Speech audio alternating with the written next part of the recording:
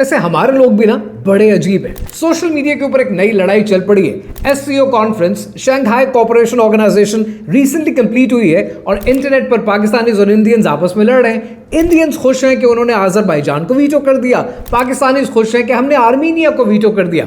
Emotional satisfaction हो गई, लेकिन इस एससीओ कॉन्फ्रेंस का हीरो कोई और ही था।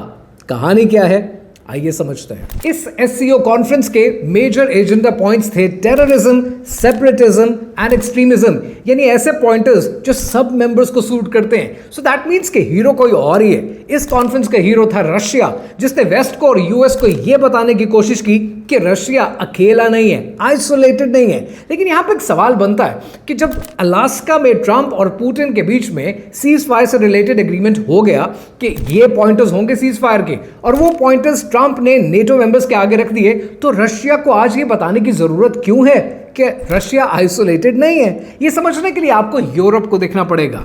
फ्रांस ने रिसेंटली अनाउंस किया है कि हेल्थ केयर सेक्टर और हॉस्पिटल्स तैयारी पकड़े 2026 की जंग की। 10,000 से 50,000 कैजुअल्टीज हो सकती है।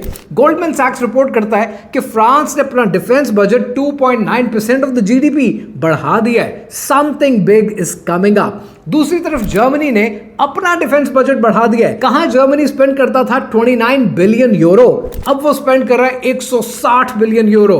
और इसको जर्मनी कह रहा है कि हम बना रहे हैं बंदेश्वर, यानी यूरोप की सबसे स्ट्रॉन्गेस्ट आर्मी।